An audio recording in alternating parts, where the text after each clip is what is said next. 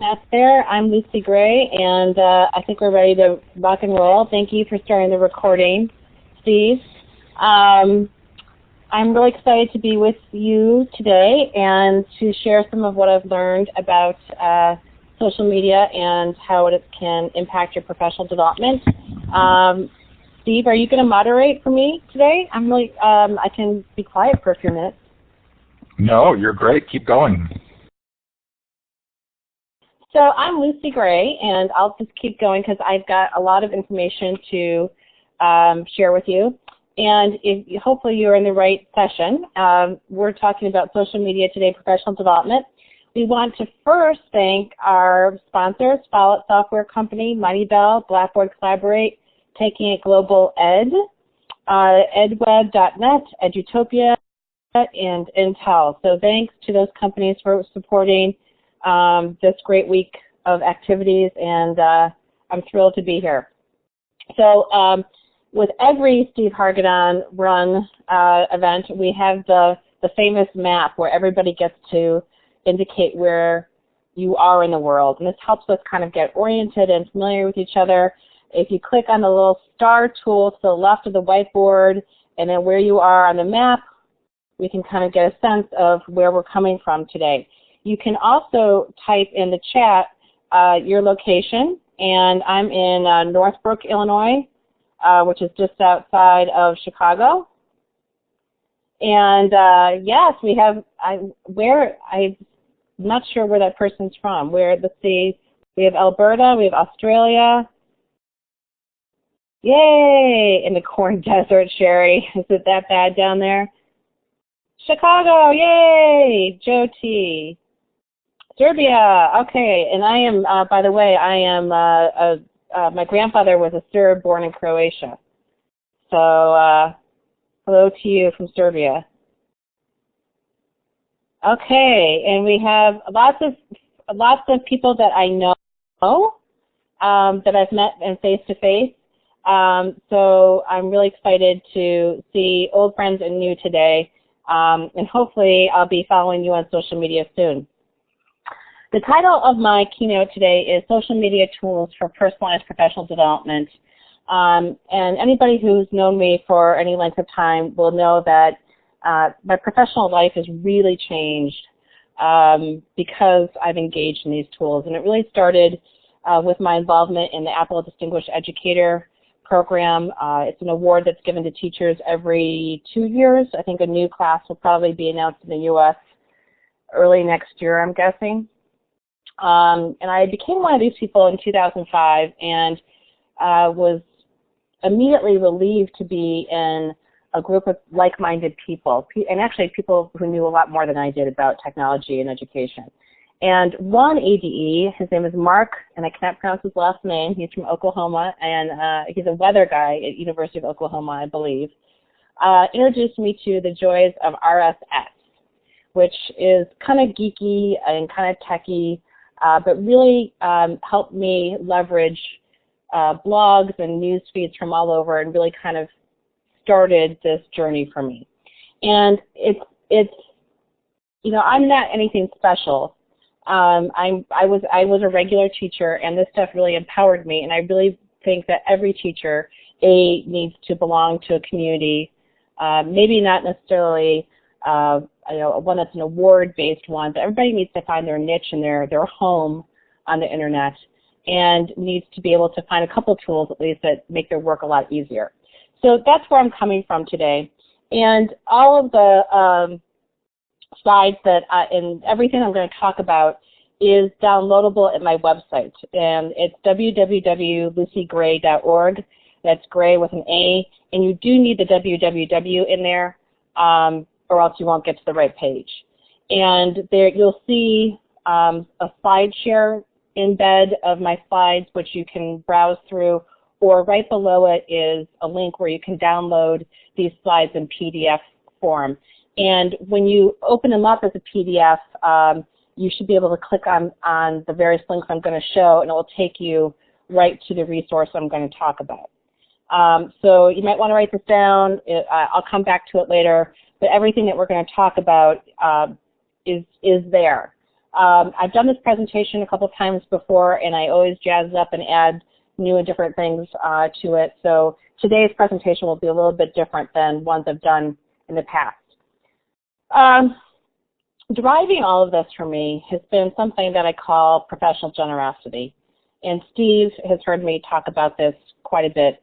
And what this means is I think that we have an obligation as teachers, particularly in this day and age, to inspire and support each other.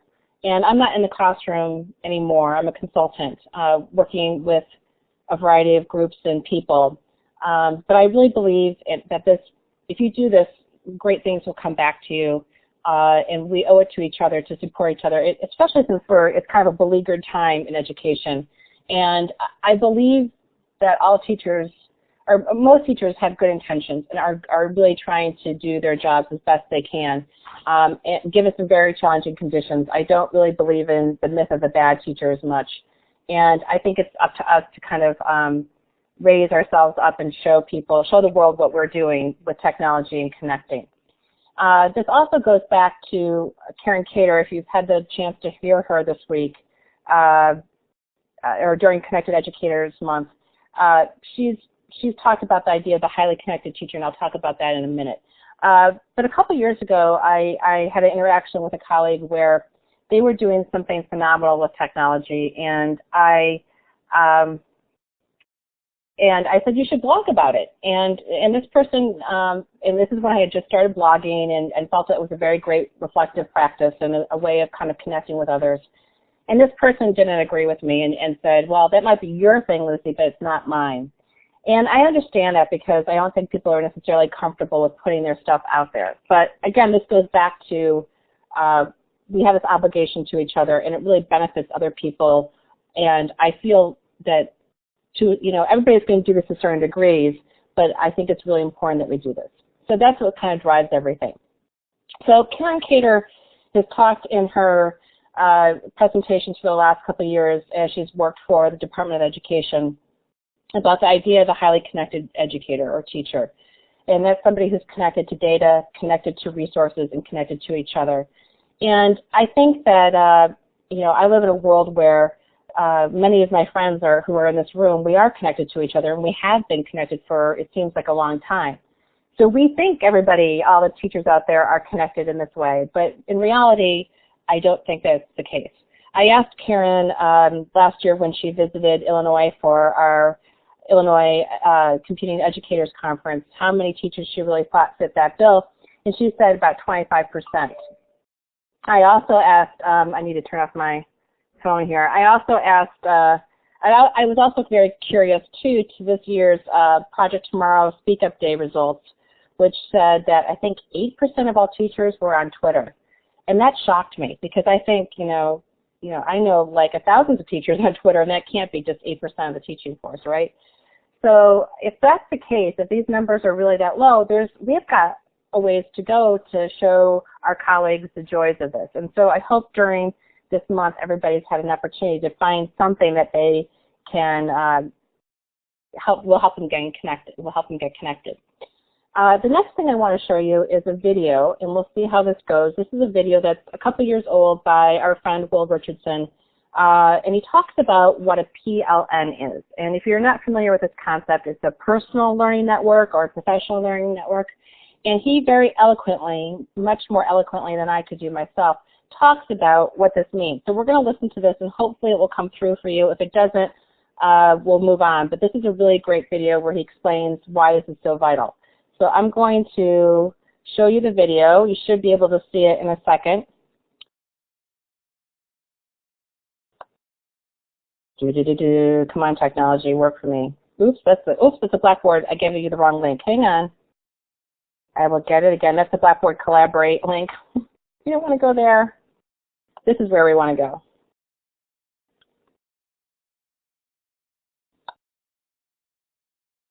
Come on, come on. There we go.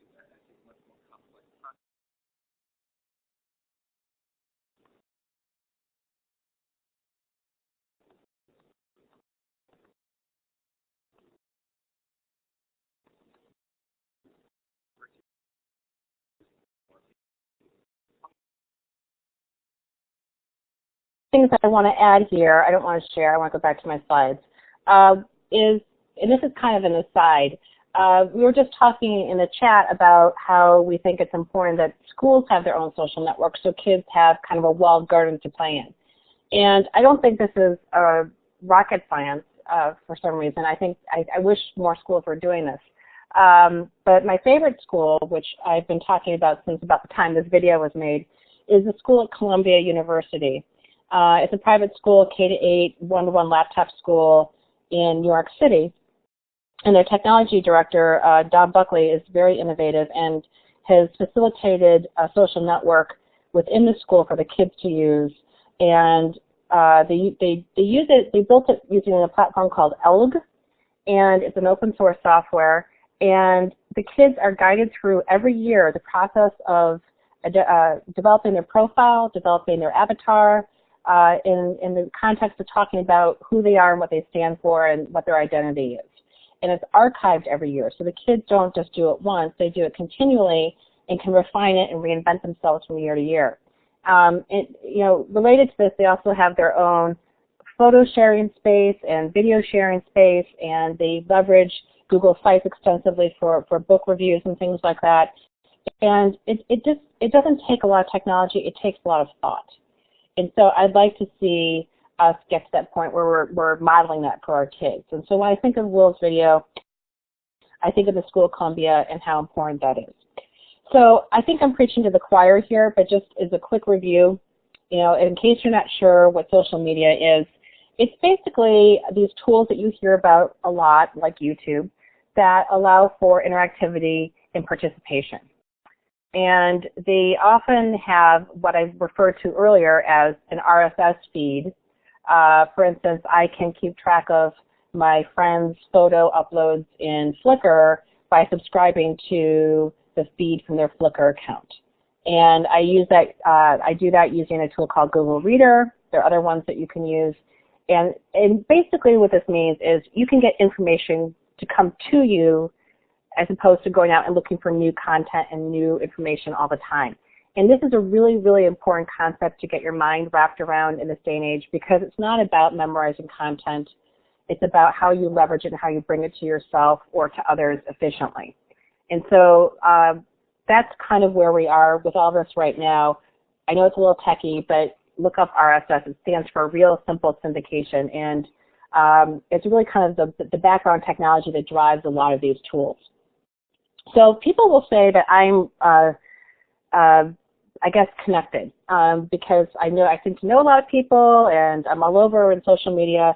And I don't know if they say that with an admiration or like wariness, but these tools have helped me connect to a lot of different people, and I have dived in and played with lots of them.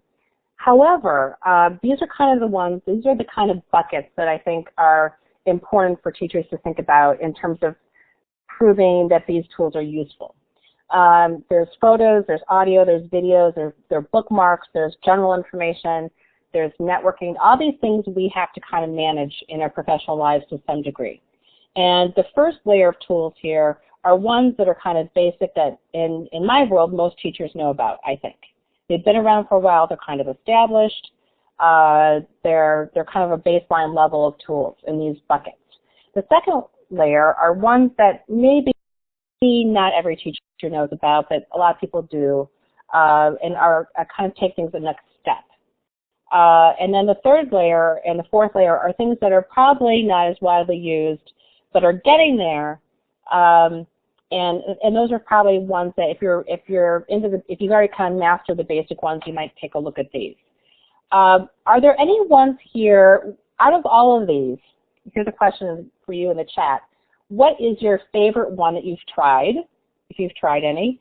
And then I'm going to ask you another question. So in the chat, can you quickly tell me, out of all of these, which one do you love the most or have tried? It's hard to pick a favorite, I know. You can pick a couple, that's okay. I love Paperly. I should have brought that in here. It's awesome. I've been using Paperly like crazy. All of them? Well, you have a lot of Digo users here, I see. Ooh, Backpack TV. We're going to have to try that. Blogger. So it's kind of overwhelming. If you're brand new to all of this, yeah, EdMode is not listed. I should add that. I should add that under networking. Definitely. And I know there's some plurkers out there. Yeah. So it's really hard to pick a core set. There are a lot of them out there. You'll find lots of lists that will list, 3 million, Web 2.0 tools for professional development. Well, I think finding our few that work for you is kind of the strategy to do that. And I'll talk about the ones that I use the most in a minute. If you download these slides by chance, you can click on them and go right to the tool, by the way, okay? So what is the point of all this? I know lots of people who think Twitter is ridiculous and why would anybody want to know if I'm in Starbucks having a latte if I tweet that? But it's a lot more than you might think if you're new to this. And I think there should be a movement in the United States around teachers taking control of their own professional development and modeling learning for their colleagues and for their students. I think fundamentally that's what I think is really important. We're so used to having professional development done to us in a way that may not be relevant to us, and social media can really kind of bring that home for you in a much, much different way. You can investigate best practices anywhere, anytime. You have access to experts and people that you may not necessarily have in your corner of the world. And as Will said, we need to kind of figure this out because our kids are doing this. And if we're not going to be able to keep up with them necessarily, right? But at least we have an understanding of what they're doing and we'll not look at them as being freakish, I guess. So the other thing that we also have to keep in mind is, again, that we're in the age of information overload. We need to see ourselves as curators and creators of content for our students. We need to scaffold that kind of content and those experiences with that content for our kids. And so this is why we should delve into social media. Okay, so what's your Web 2.0 story? I would love to see everybody who's comfortable with this come in, write a blog post for Connected Educators Month about what your Web 2.0 story is.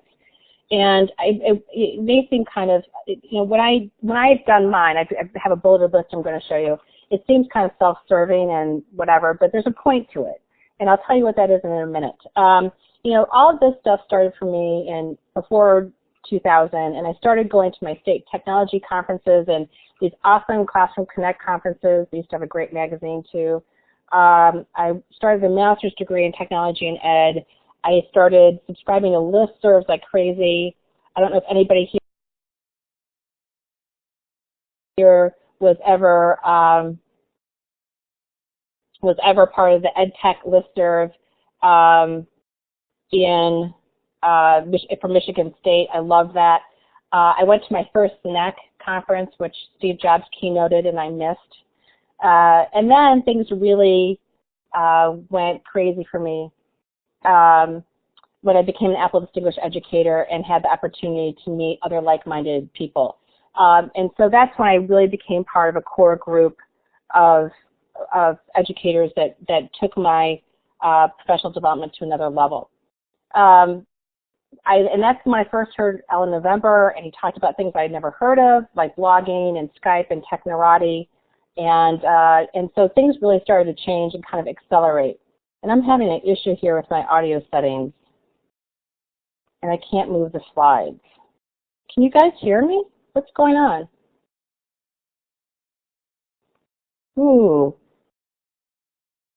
I don't see anybody moving. You can hear me. Okay, maybe it's catching up. I can't move my slides because I'm getting this audio system warning. Steve? Steve? Save me. Okay. It's choppy. Ugh. Ah, okay. I guess I went too far. Somebody changed it for me. I need slide 11. Peggy, can you move to slide 11, the one before that? Thank you. Oh, thank you. Peggy saves the day one more time. Okay. So as you can see here, I'm not going to bore you with these details, but things change for me pretty rapidly. And I've had some amazing opportunities because I started leveraging and reaching out and connecting to people and learning from other people. So my point, if you go to slide 12, Peggy, is that your path is going to look completely different. And you may be younger than I am and just starting out with this. You may have been in this business for a long time and may have more experiences than I do, but your path shouldn't look like mine. And your aha moment when some of this stuff really took hold for you is going to be completely different. So for instance, I started blogging, 2005, 2006, and I wrote about this wonderful park in Chicago that had just been built by my house. And it was this melting pot of a neighborhood, and it just was lovely. And I wrote about it and I blogged about it really just to kind of be reflective. I didn't think anybody would ever read it or that anybody could find it really. And much to my surprise, I received an email from the landscape firm that had donated their services for this. And they had read my blog post and they wanted to put it into their newsletter to show what people thought of their work. So you never know when you're going to have the aha moment where you realize, oh my gosh, I am connected to people and my voice can be heard. So so please, keep that in mind as you're going forward. There's a little picture down here at the bottom, which is a tweet from Autumn Laidlaw in Chicago, who is a Chicago public school teacher. And I just saw her in the last couple of years really blossom. I worked with her at a project at the University of Chicago, and I can't remember exactly how she got involved with social media, but she started using Twitter. And then I would see her all the time, and it was great. She was reaching out and connecting to people. And for her, using the EdChat tag, fourth chat for fourth grade teachers at the time, was really empowering. And so she found people, she was probably in a pretty, the first school that I knew her at was a pretty tough situation. And when you're alone in your classroom and you need some support, this social media can really bring it home for you. Okay? So let's go on to the next slide and keep going, because I want to talk about some of these cool tools and some of these fun projects, but I'm having such an issue with the audio, I can't get rid of this audio system warning for some reason, and I don't know if I'll be able to show you anything. We'll see. It keeps jumping into the middle of my screen. So, and I never have a problem with Blackboard Collaborate. Anyway, here are the tools that I use the most.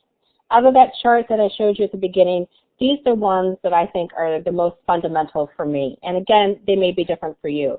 But the ones, people kind of get, I think, a little nervous about how many tools are out there and that we're getting too tool crazy, and it's too hard to keep up with it. And my viewpoint is, yeah, it's fun to dabble with some new stuff that's out there, but you know what? My basic tool set really hasn't changed that much in the last couple of years. It evolves for sure, but definitely I've kind of stuck to the tried and true.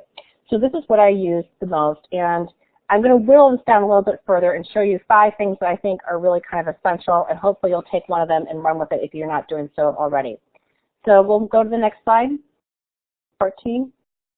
So the 5 things I'd like you to think about are microblogging with Twitter, networking and community building with social networks, particularly now with Google Plus and Facebook, reading blogs, and then utilizing a newsreader to help you find those, that information, and discovering images and groups in Flickr, which is probably the least utilized aspect here, and then finding and sharing resources via social bookmarking. These are kind of the 5 things that I think educators should be able to do at some point.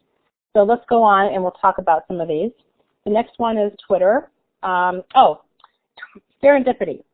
So the glue for all of this is serendipity. You find stuff in social media because you stumble upon it. There are social aspects to YouTube, to Delicious and social bookmarking. You find, if you follow people, you'll see what they're doing, you'll see what they're bookmarking, you'll see what they're accessing, and you'll have kind of another vetted set of resources for your classroom.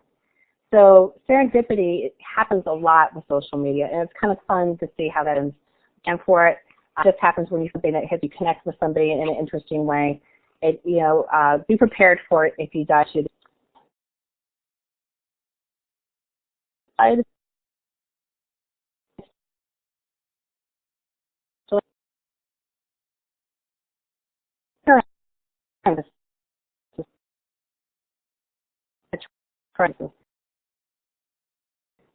Lucy, your audio is going in and out.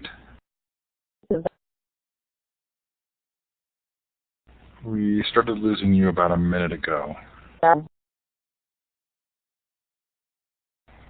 So those of you who are attending can't see it, but as a moderator we can see that she's had a bandwidth slowdown. Hopefully it will catch up. And see if she comes on. She may have to log out and log back in again. So she dropped off. I'm assuming her bandwidth slowed down, and that would mean she would come right back on. But if it was a computer issue and she had to reboot, then it could take a minute, but let's wait and see what happens.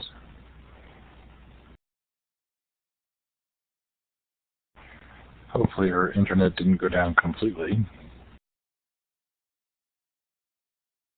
Thanks for picking up the slack, John.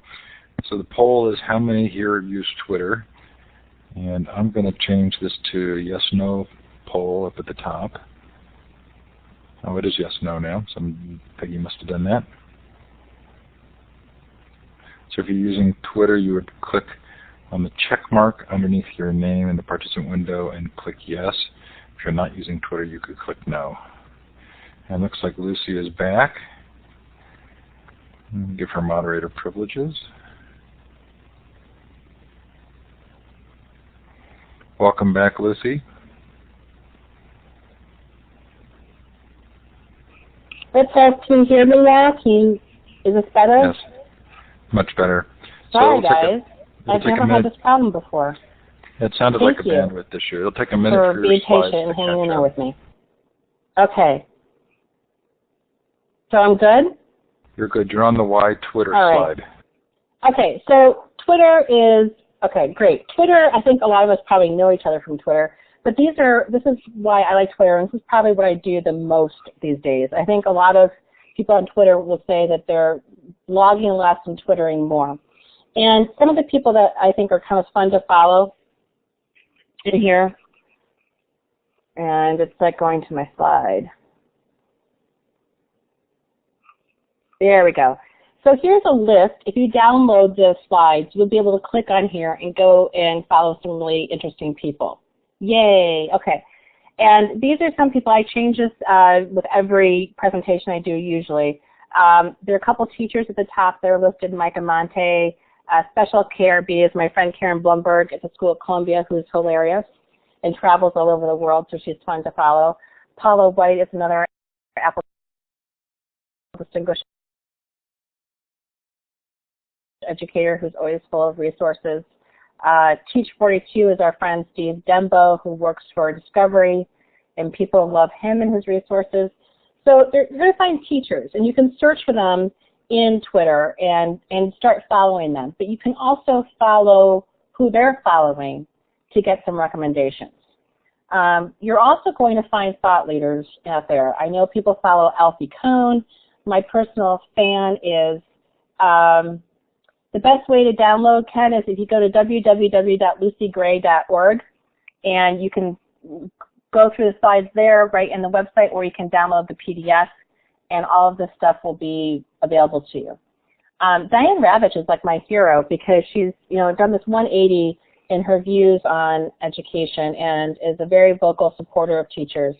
And she's not a spring chicken either, and she's taken to Twitter like like you wouldn't believe, and has really used it, I think, as a very powerful platform. We have Peggy George's Classroom 2.0 live feed here. We have EdSurge, which is a newsletter on education innovation. They have 2 newsletters. A friend of mine runs them, Betsy Corcoran. There's EdSurge Instruct, that's specifically geared towards teachers, and another one that's more towards the entrepreneur. You can get news feeds, you can get fun things from Google, like search puzzles from a Google a day. But the most important thing, I think, is learning how to search and leverage by hashtags. So an example of this would be if you go to Twitter and you search for the hashtag EdApps, you're going to find people who are sharing apps related, Android and iOS apps that are related to education. So there are tons and tons and tons of hashtags, and we'll talk about those in a minute. I'm also a big fan of lists in Twitter. You can make lists. You can follow other people's lists. And I have a couple lists here that may be of use to you. One is mobile learning people who are interested in using mobile devices in their classrooms or who have some connection to it. And then I have another list that's recommended. It's kind of a recommended set of getting started people.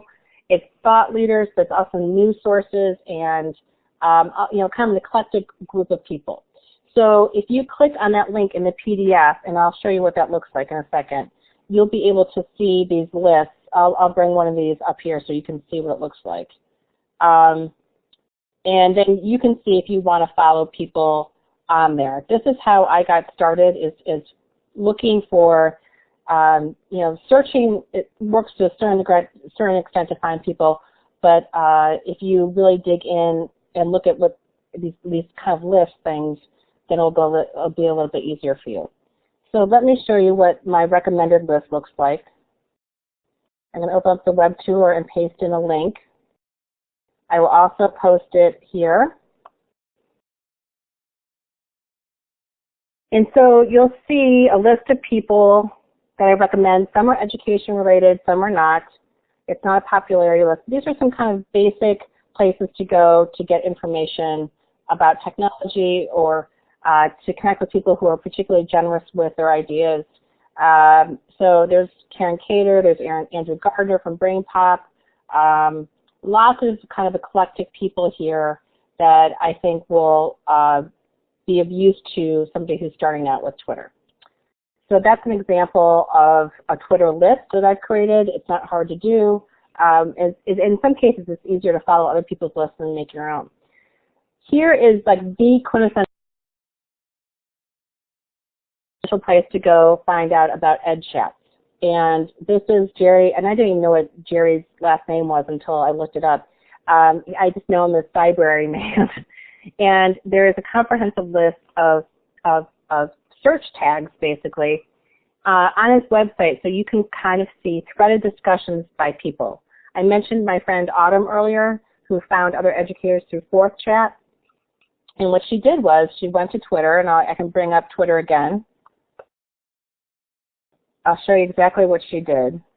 And she went to the search box up here, and she typed in 4th Chat. And it brought up this whole threaded conversation between 4th grade teachers. Okay?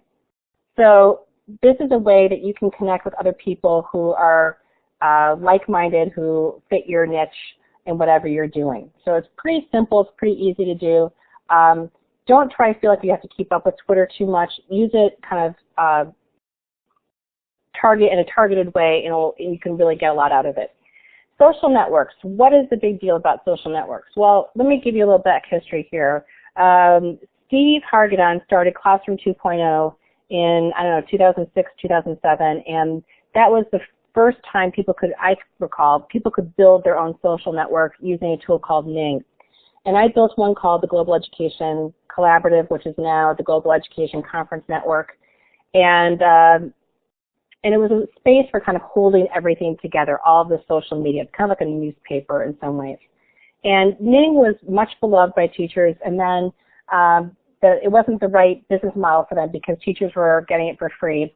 And they changed things up a little bit, and people went bananas, if you recall. And because they were so used to using this tool and really relied on it. And so you'll see at the bottom here where it says alternatives to Ning, people came up with a crowdsourced list of alternatives to kind of a build your own social network for your classroom kind of tool. There are lots and lots of them out there. Edmodo is probably the most teacher-friendly one right now, but there are lots of different ones out there. Pearson also gives mini Nings away to teachers, and they've sponsored that, and indefinitely as far as I know. And you can get a mini Ning, which I think is up to 250 people, and for 7th graders on up. So there are some alternatives, but really, I feel like a social network is kind of like your home base, and you can feed other things like videos into it and social bookmarks and that sort of thing. And the newest one really is Google+. You can build your own social network, but you can also participate in social networks. So Facebook has become my kind of news feed, not just my personal stuff, but also my professional stuff, surprisingly, and I never thought that would happen. And Google Plus has kind of taken that to another level because you can post to certain groups and that sort of thing as well. So social networks really are kind of your home base where everything kind of comes together. If you want to see some of these in action, take a look at Steve. He has now close to 70,000 members, which is just astonishing to me that we have 70,000 teachers in one place.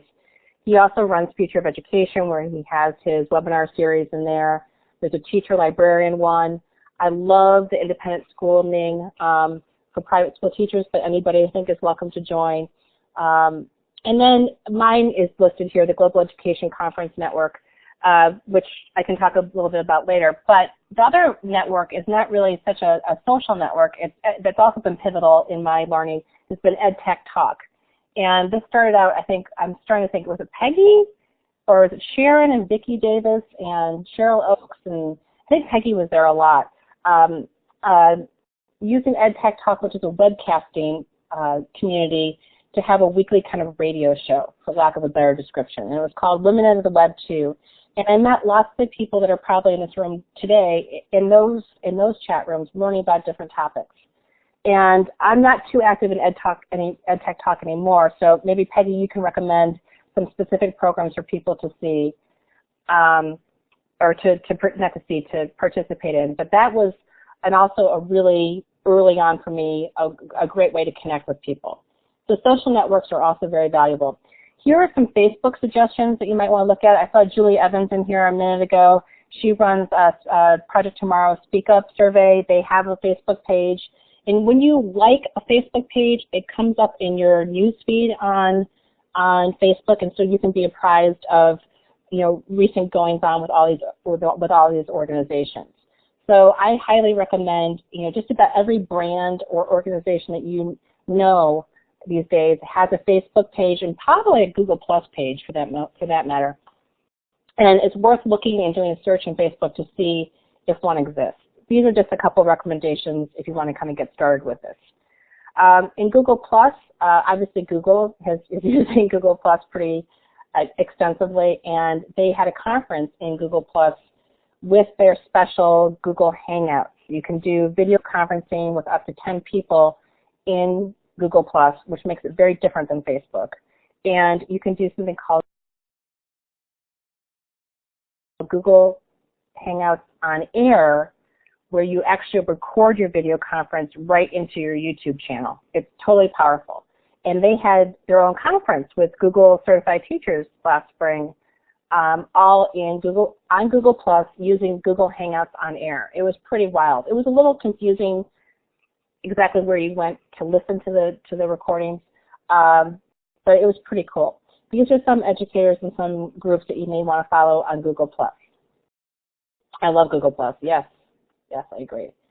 So blogging, this is one where I think this has kind of fallen by the wayside.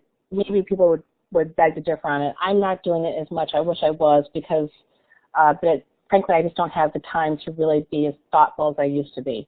But this is where I started. This is my roots are in blogging, and I did it for myself more than for promoting myself and getting the word out and that sort of thing. It was a place where I could record what I was doing, and hopefully maybe somebody would benefit from it, but really it was about kind of collecting my thoughts and ideas in one place. So this is a good entry-level kind of activity to do. There's still a lot of blogs that I like to read, and I appreciate. Here's a variety of them. Languages is Sylvia Talisano's blog. Always Learn. She's a former language teacher and consultant now. Lots of great iPad resources from her. Always Learning is Kim Casino in Japan. She's an international school teacher. Weblogged is Will Richardson's blog. Never Ending Search is librarian extraordinaire Joyce Valenza. And so there are a couple new ones that I added to this list that you might like too are Jenny Mogera, who is one of the best teachers I've ever seen. She is at the Academy for Urban School Leadership here in Chicago now, and always has great stuff, and she's hilarious as well. So she's a very entertaining blogger. And then I got to meet Mike Muir from Maine this summer, and this is his blog, which really talks about leadership and thoughtful pedagogy. He has been instrumental in Maine's laptop program and now works with Maine's or the Auburn School District's one-to-one iPad deployment with kindergartners and first graders. Really, really, really, really, really enjoyed getting to know him, and his blog is really thoughtful. It's a good leadership-oriented blog. Now, Flickr is something that you probably have not thought of as a professional development tool, and I want to show you a couple of really fun things with you. Not only can you put your pictures up there, but you can also add them to groups. You can create stuff in big, huge labs, which is the Flickr toy area. You can make silly things. You can join groups that are exploring topics. You can geotag your photos and look at maps and that sort of thing. But I want to show you a couple of fun things. I'm going to go to my Flickr account right now, which is flickr.com/elementis, and I'm not sure if I can be logged in, so we'll see how it works. So people subscribe to me, I subscribe to them. This is my home page. And you'll see pictures at the top from my most recent upload, which is at the iSummit conference in Atlanta. But I want to show you a couple of my really interesting things that you can do here. Under my favorites, I've kind of tagged a couple of things that I think are really interesting uses of Flickr. And let's see if it will let me go there or not. Come on. It's not letting me do very much here. It's just letting me look at the page. Let me see if I can find a direct link for this. I wonder if this is better. Is the web tour, isn't there another option for me in here to do something? Okay. This stuff should be public, so if you do go there and look yourself, you can find it. But let me bring it up. I'll get the direct link to this. A couple things that I think are pretty interesting about Flickr. One, my favorite story is there's a woman who's going to be keynoting for the Global Ed Conference this year named Beth Cantor. And she adopted a couple kids from Cambodia and then proceeded to do a lot of fundraising through social media for these orphanages that her kids came from. She just went back and had a tour, she went back to Cambodia and took her kids with her this time. It was pretty exciting, and she's become really huge for this world. So a couple years ago, this is a while ago, she was doing a talk on social media with a prep school in the East, I believe it was. Here's the link. And she took a picture on Flickr, and a lot of social media has a secret email address that you can post media using that email address immediately. So she took this picture with her cell phone, and she sent it to her secret Flickr email address, which is in your settings, and it posted to her Flickr account immediately. And then on Twitter, she asked people to use the note-taking tool that's built into Flickr. And it was hilarious because within like a minute or two, people were commenting on this picture. And these are kind of these stage-looking trustees. And if you click over this, you're going to see little flags that will come up. Oh, maybe it won't do it. I want coffee. I don't know if you guys can see that. Or if you mouse over this, one says the evil eye of doom. It's the funniest thing I've ever seen in my entire life. And this literally happened within, I'd say, 5 minutes. This entire picture let's see if I can put, here's my, it should be in there. If you want to look at it on your own. But it was really powerful to me that you could put something up and that people could comment and participate in social media immediately. Well, this is not really a great example of anything that has to do with professional development, right? But there are other ways that you can use social media in a little bit more constructive way, and in your classroom or for yourself. One thing that I really like, particularly with this note-taking tool that's in Flickr, is that you can, and here's another example of what I really think is amazing. This is an example of a professor who put up their a painting. Let's see. It should be coming up. Come on. And it's called the Marode Altarpiece, and I don't know if you guys can see it or not. And what she did was she used that note-taking tool. I don't know why it's not popping up in Blackboard Collaborate here. I'm refreshing.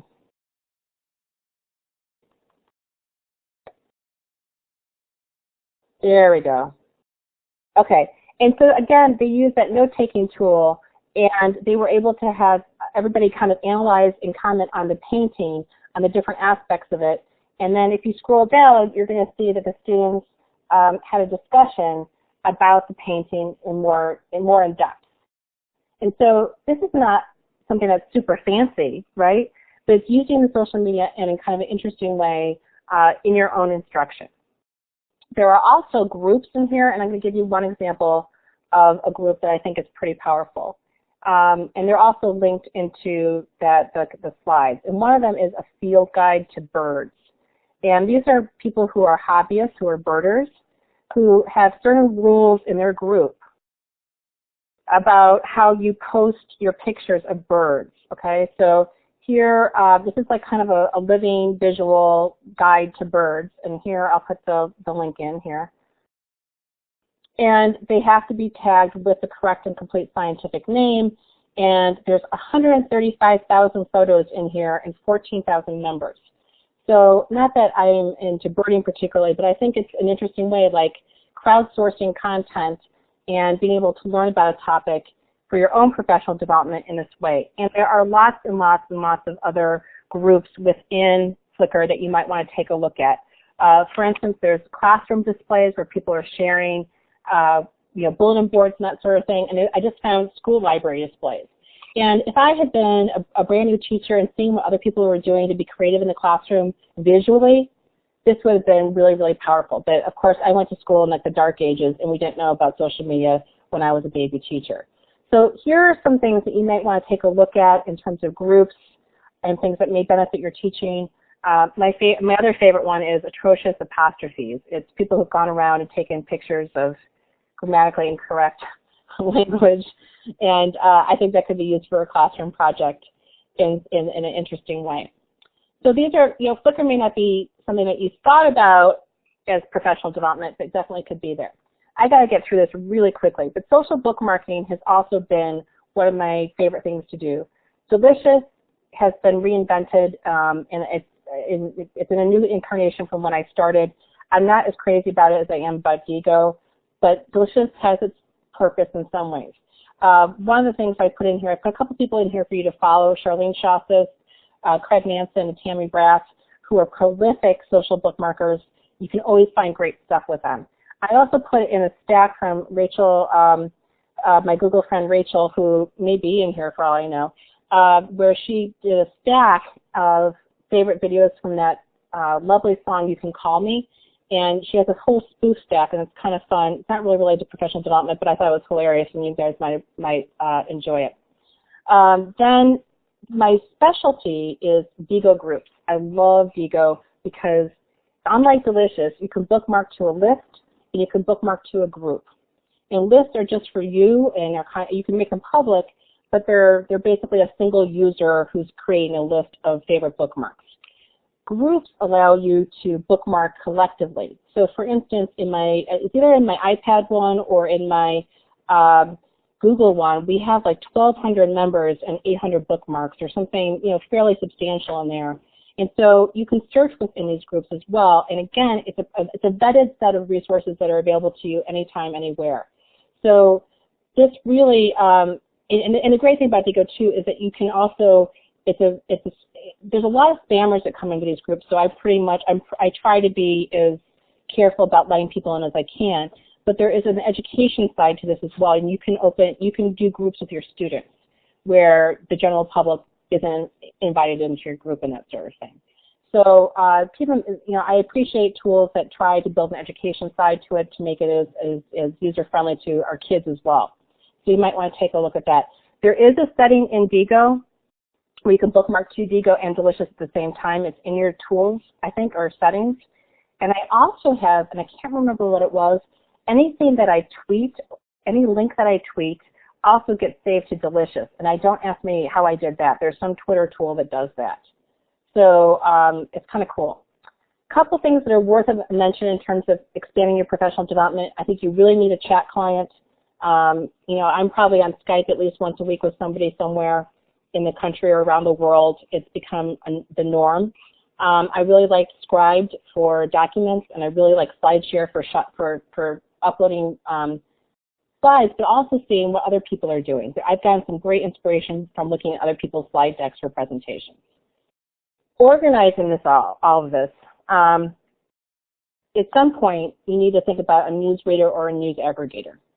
And basically, Google Reader is probably the one that I would go to, but there are also some iPad apps that you might want to look at. Beat, Pulse, Flipboard, they can manage a lot of this content for you if you're using iOS devices. So these are some suggestions that you can try as you're going forward. Make sure you understand tags. We talked about that. Follow thought leaders. Here are a few people for you to look at when you download the slides. There's Chris. We know Joyce. Lisa Parisi. These are a few suggestions.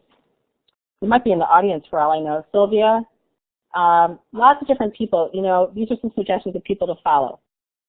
Third tip, leverage search. We talked about that particularly with Twitter. In Twitter, I have searches set up for things like everyday math, and so I can see what people are saying about that topic. And when you're creating using this stuff, have a same name everywhere. I'm Elementis, which means nothing. It's a silly nickname from my daughter when she was growing up. But people know you by your nickname. So either pick your real name and stick with it consistently across platforms, or pick something that's unusual that people will know you by. People know me by Elementis, but they probably don't know me by my real name. And then you do want a critical mass with this stuff. Don't worry about keeping up. Just follow a lot of people on Twitter or whatever, because if you don't, you're not going to have an audience. You're not going to have a group of people to bounce ideas off of. So don't try to feel like you have to read every post or whatever. Jump in when you can, okay? But get lots of people involved. Finally, pick one tool from all this that I've talked about that interests you that you may have not tried before. And I think there's something for everybody in the stuff that I presented. Good job, Lucy. And in Classroom We're going to 2.0, encourage people you can to, find if they're going to go to the next sessions, to quickly Peggy, shift to those George rooms, has probably been an as informal they are online mentor to me. probably waiting for you. There are lots of people out there who are willing Go to ahead help and you turn off and the who recording will here. try, and you just have to say, hey, how does this work? And this community will come running. This is my information. This is how you can find me. You follow me, and I'll follow you, and we'll learn from each other. I hope this, we don't have a lot of time for questions, obviously, because it's 6 o'clock right now, my time. But if you have any questions, follow up with Twitter or email, and I'd be happy to get back to you. And I appreciate your time. And hooray for Connected Educators Month and Learning 2.0. Thanks, guys.